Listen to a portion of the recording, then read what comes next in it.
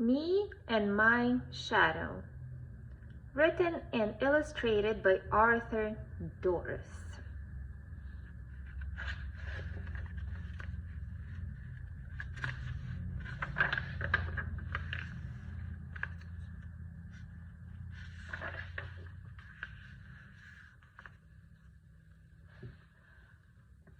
On sunny days, my shadow walks with me. When I jump, my shadow jumps. When I run, my shadow runs too. Sometimes it's tall, sometimes it's small, but it follows along with me.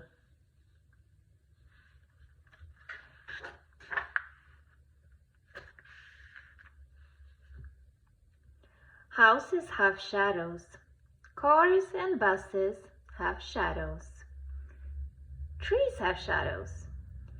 Even my little brother and the swing have a shadow. See how many shadows you can find. Trace around them. Each shadow has a shape of its own.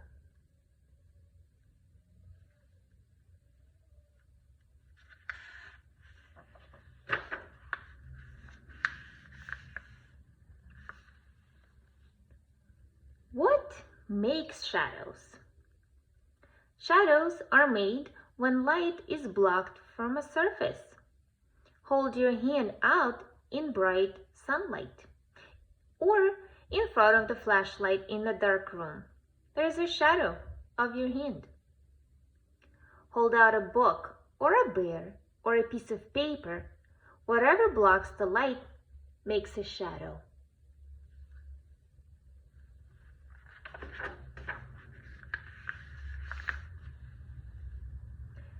If you hold the flashlight in different places, you can see the shapes of shadows change.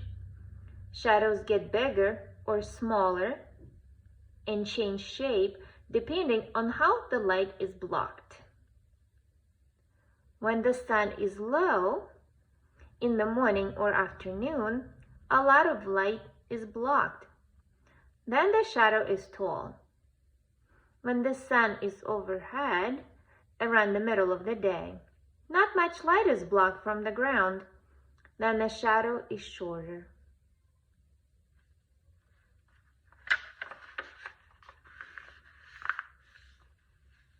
Shadow can also move. Try catching them in a game of shadow tag. I'm it. I'll try to catch your shadow. The shadow of the tree is base. If you get there before you get tagged, you're free. We're in base. We don't have shadows here. We're in the tree's shadow.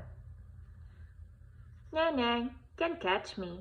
The sun's getting higher and my shadow's getting smaller.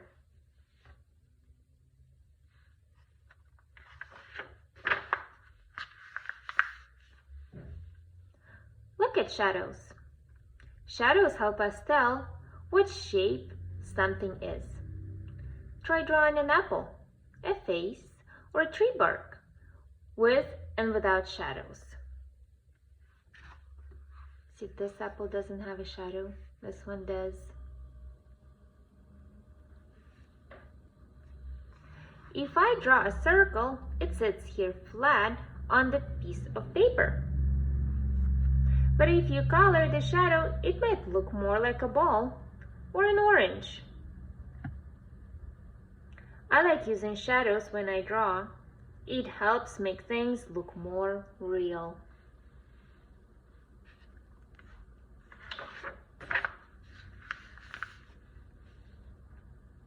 There are shadows all around us. A gigantic shadow is what gives us day and night. The Earth is like a big ball that spins in space. As our part of the Earth spins toward the sun, we have the day. When our part of the Earth is in the shadow, we have the night. You can see how this happened. Shine a flashlight on the ball in a dark room. On one side, the balls that are away from the light, there is a shadow. The light is like a knife. On the other side is a nighttime.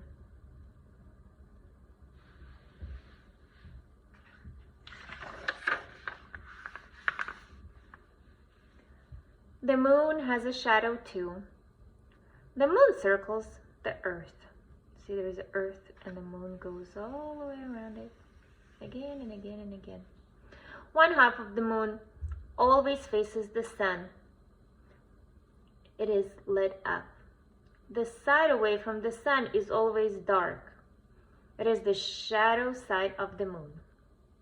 The moon takes many days and nights to circle the earth. Each night, depending on where the moon is, in the circle around the earth, we see a different amount of moon's shadow and its lit up side. On this night, the moon looks like just a sliver. That is because we are seeing more of the moon's shadow and less of the lit up side than other nights. On nights that the moon looks round and full, we are seeing more of a lit up side and less shadow. Have you noticed how the moon changes?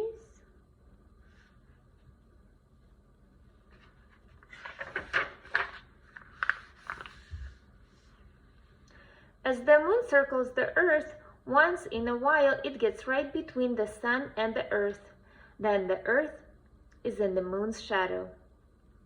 We have an eclipse. We can see how this happens in a dark room. Cut out 2 round pieces of paper. Shine a flashlight on them like this. A little piece of paper and a bigger piece of paper. The big circle of the paper is the earth. The little circle is the moon. There are eclipses of the moon, lunar eclipses, once in a while when the moon passes through the earth's shadow.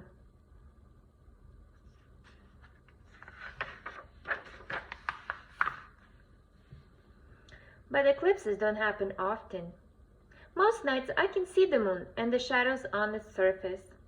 And most days I see shadows in the sunlight. In the morning, when I wake up, I see shadows on the ceiling. The shadows are from parts of the window and anything that blocks the light. I see the cat on the window. It's trying to catch the fly right here on the curtain. And the boy says, "That lion looks angry." Don't worry, I think it already ate breakfast.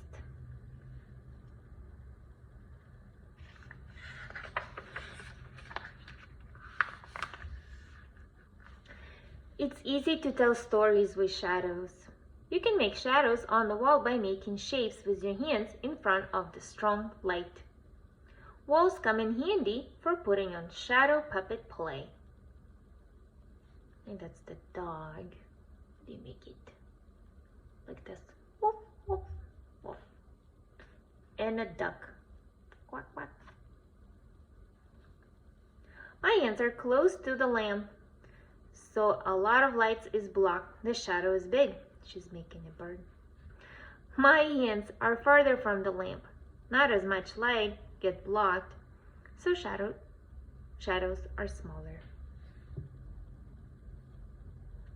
Make a bird too, like this.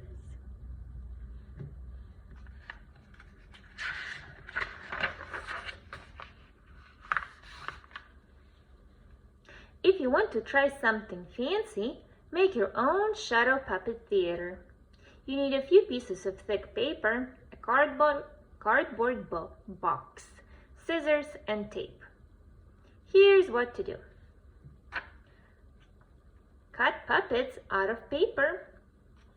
They can be animals, people, buildings, stars, anything you want for your play. Then the puppets are ready. Have them act out a story. Set up a puppet stage using the big sheet of light-colored paper or thin cloth. cut the bottom of the box and tape the paper or cloth onto it. Put a slide projector or another strong light source behind the stage. So you can use the flashlight. Turn off the other lights in the room and let your puppets tell the story.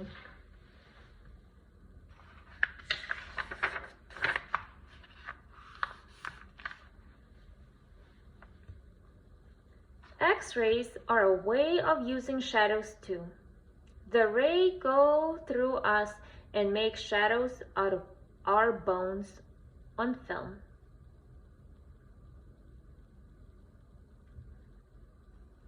We'll see what happened. I fell and hurt my leg. I think it might be broken. They have a little film behind his leg and the X-ray machine. The film is developed like film from a camera. Shadows show on the developed film. When the X-ray hit the film turns dark. Then the X-rays are blocked by the bones. There are white shadows. You are fine. Your bones are not broken. You can see example of the broken bone there.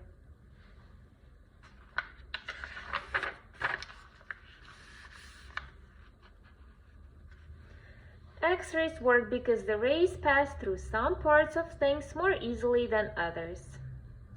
Shadow pictures from X-rays can be taken of almost anything. See the frog in the lily pad? There are shadows in this leaf when I shine the light through it. She uses a flashlight. But X-ray can pass through more things than light can. Sonograms, pictures made by using sound, also leave shadows. Sound waves travel from a machine through water or air. The sound waves bounce back when they hit something and show on the screen. Behind whatever the waves hit, there is a sound shadow. Here's a sonar picture of the whale. A whale is spouting way far away there.